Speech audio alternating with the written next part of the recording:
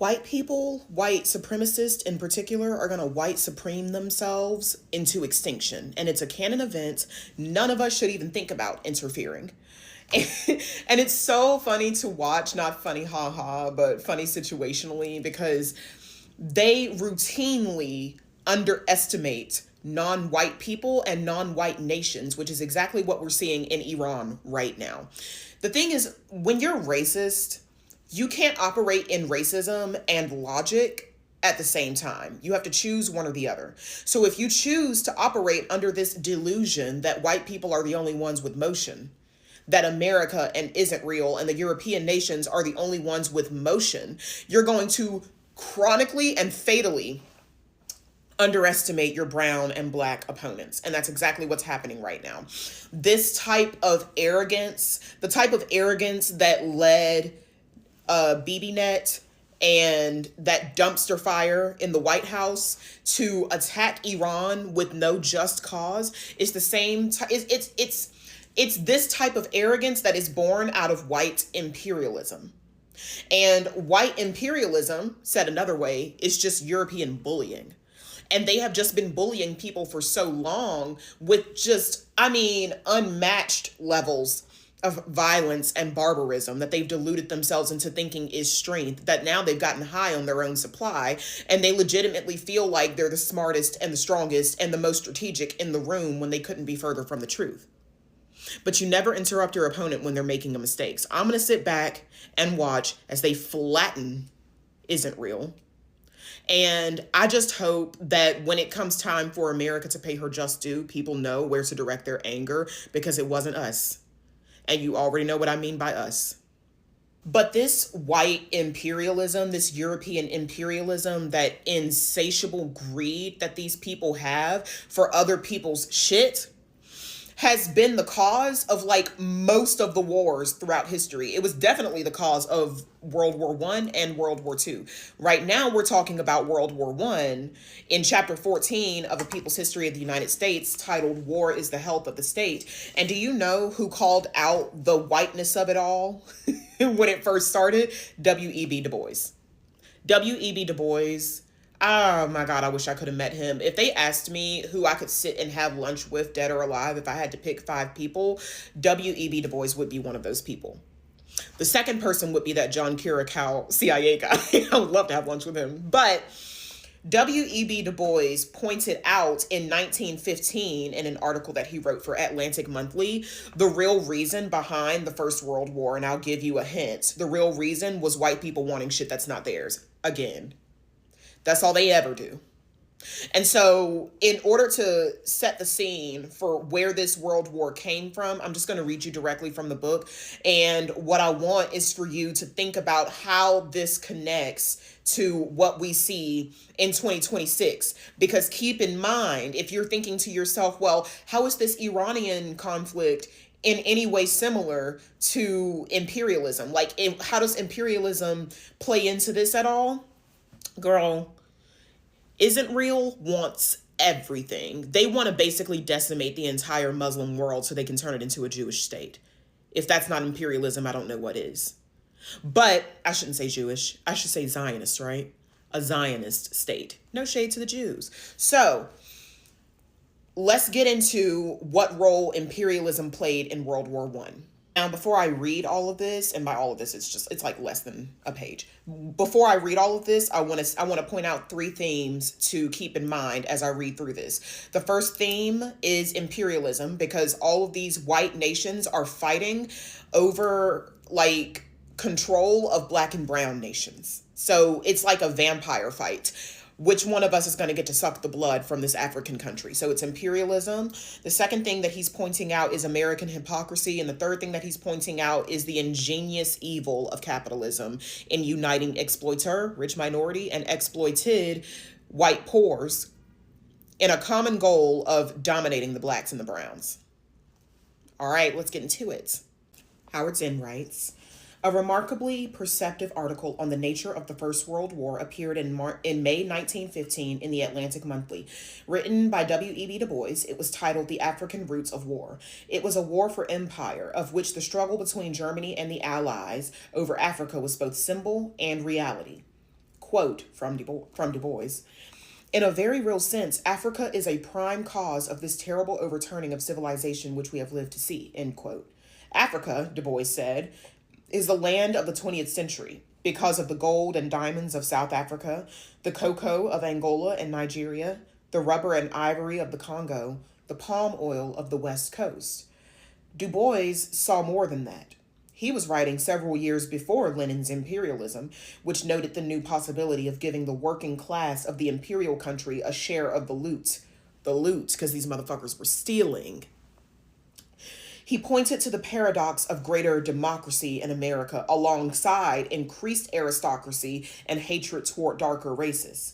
He explained the paradox by the fact that the white working man has been asked to share the spoil of exploiting, quote, chinks and niggers. Yes, the average citizen of England, France, Germany, the United States had a higher standard of living than before. But, to quote Du Bois, whence comes this new wealth? Meaning, where is this new wealth coming from? It comes primarily from the darker nations of the world, Asia and Africa, South and Central America, the West Indies, and the islands of the South Seas.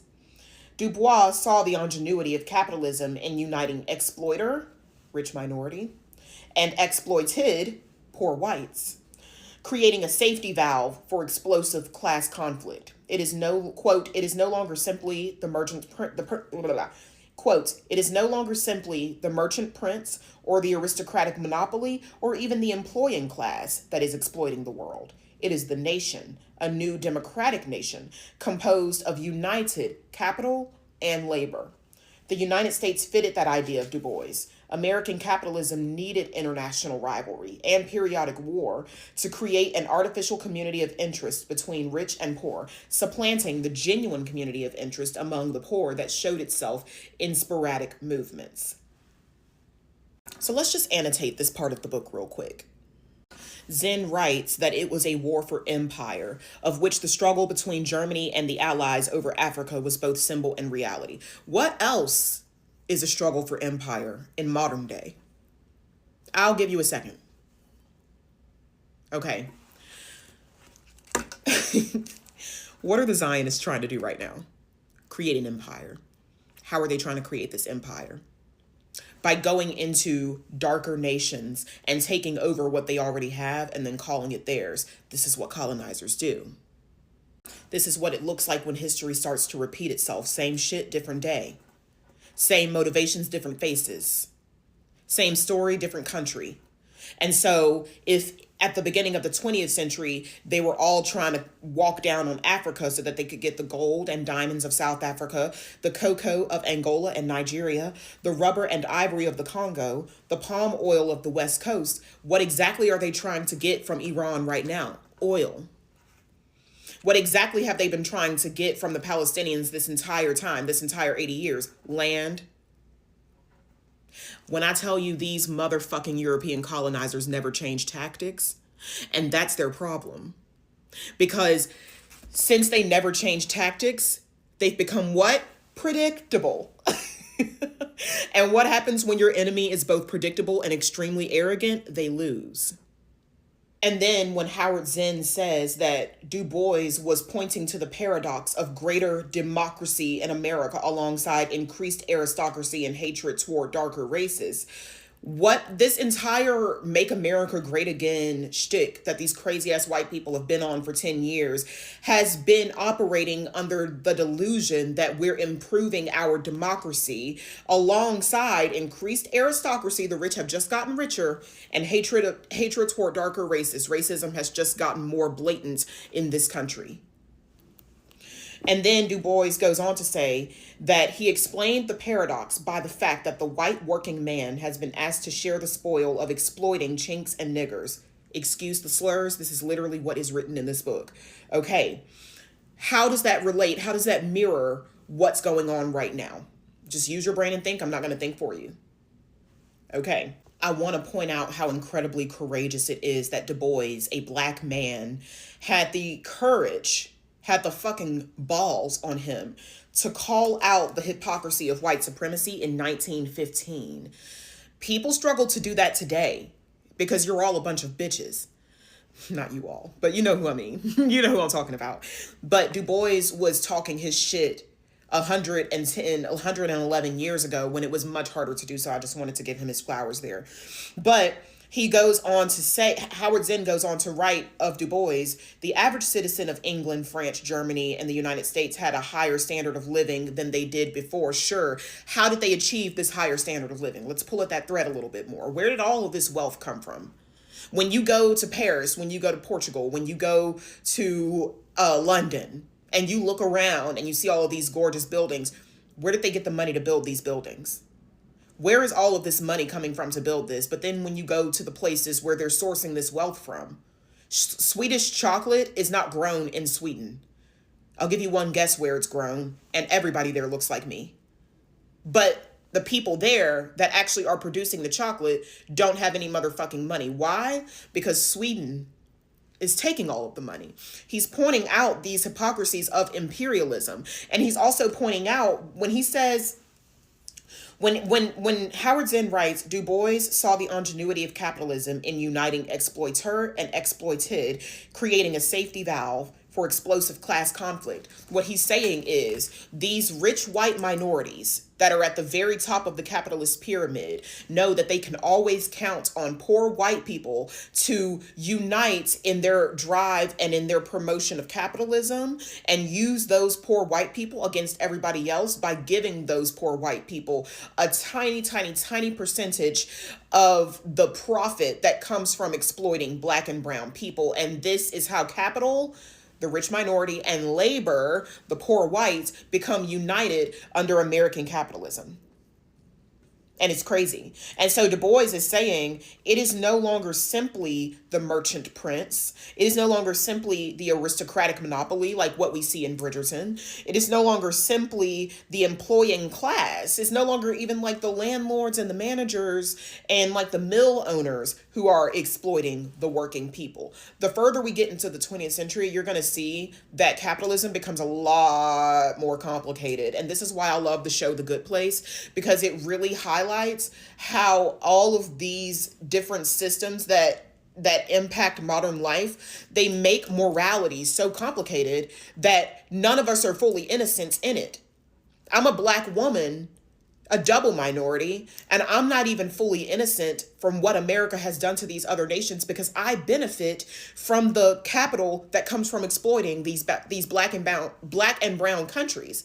And so you think like that's such a mind fuck, especially when you're black or brown yourself, but you're also an American. So you're not quite as disadvantaged as a black or brown person in Brazil or a black and brown person in Ghana. I don't know these countries like that. If I'm insulting Brazil and Ghana, let me know and tell me to shut the fuck up. I'm just throwing shit out there. I'm just trying to find black and brown countries. Don't come for me. But Congo, that's a better one. I feel like Congo's really oppressed right now. So that's a better one. But anyway, and then lastly, Howard Zinn writes, the United States fits this idea of united labor and capital because American capitalism needs international rivalry and periodic war to create an artificial community of interest between rich and poor.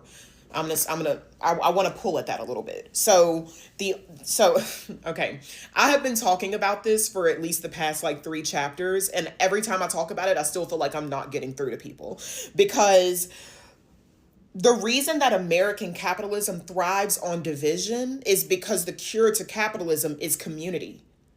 The cure to capitalism is everybody getting along and everybody uniting, which is why the American capitalist machine is constantly starting shit all over the world. Because if they can start shit, then they can sell people weapons, and they make billions of dollars selling people weapons. And that's just on an international stage. If they can keep starting shit in a domestic way, for instance, between black people and white people, then they can continue to convince white people that their biggest op is black people and not, in fact, the rich minority that it actually is. And how do they benefit from this? They keep white people keeping the system going while they go out here and do some more fuck shit. White people are literally, like, particularly the poor white people, and nowadays, the middle class white people are born and bred to be like guard dogs for the rich minority at the top of the capitalist pyramid, and they like it that way, because as long as they have all of these guard dogs on the ground level stopping the rest of us from storming the Capitol, they can keep on going with their vampire ball of bullshit. And so all of these societal ingredients still exist today. This American hypocrisy, the complications of capitalism and how capitalism thrive on racism, and like, the imperialism of white countries fighting over control of black and brown countries. Like, all of these ingredients still exist today, and those are the similarities between what's happening now and the First World War. But the difference, and this is a really, really important difference, is that most people, unlike in 1915, are not falling for the bullshit anymore. And people falling for the bullshit is an extremely important point. And that's why they spent so much money and so much energy propagandizing people during the First World War. Propaganda doesn't work as well as it used to. And the reason for that is not only because of social media, but there's just a higher level of consciousness among the collective these days. So we don't fall for the same tactics. We're not at each other's throats. We can all look around and see exactly where all of this hostility is coming from. The majority of us can all look around and see exactly where this hostility is coming from. And that's a major wrench in their plans for a world war, because you can't pull off a world war if the world doesn't want a war. Go to the next part.